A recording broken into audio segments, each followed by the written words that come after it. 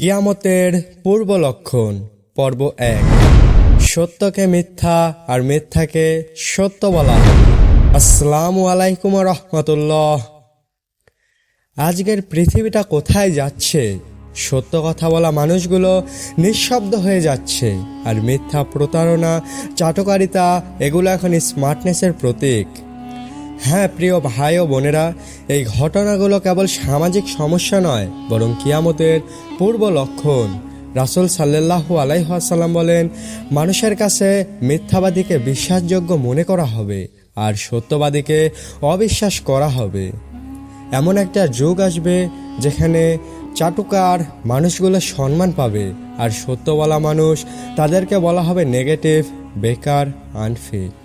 তুমি কি আজ এমন কাউকে চেনো যে সত্য বলে কিন্তু সমাজে কোণঠাসা?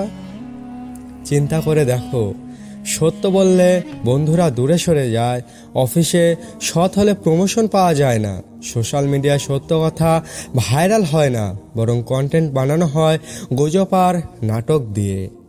এগুলো কিসের লক্ষণ? এগুলো কিয়ামতের সেই ছোট ছোট আলামত যা ধীরে ধীরে ফিতনার রূপ নিচ্ছে। সত্যবাদী হওয়া আজ সাহসের কাজ, আর মিথ্যার পক্ষে দাঁড়ানো খুব সহজ, কারণ সবাই তা করছে। কিন্তু কুরআন আমাদের কি শিক্ষা দেয়? আল্লাহ তাআলা বলেন, তোমরা সত্যকে মিথ্যার সঙ্গে মিশিয়ে দিও না এবং জেনে শুনে সত্যকে গোপন করো না। সূরা বাকারার আয়াত ৪২। সুতরাং প্রিয় ভাই ও বোনেরা, আসুন আমরা এমন এক যুগে সত্যের আলো জ্বালাই যেখানে মিথ্যা অন্ধকারের মতো ছড়িয়ে পড়েছে। যদি এখনই আমরা জাগ্রত না হই, তবে একদিন হয়তো আমরাই হব সেই নিদর্শন যাকে মানুষ বলবে, এই লোকটা কি সত্য বলতো? আর আমরা হয়তো বলতেও পারবো না, হ্যাঁ আমি সত্যের পক্ষে ছিলাম। এই ছিল কিয়ামতের এক ভয়ঙ্কর পূর্ব লক্ষণ। আরও পর্ব পেতে ইসলামিক প্রেরণা চ্যানেলটি সাবস্ক্রাইব করুন।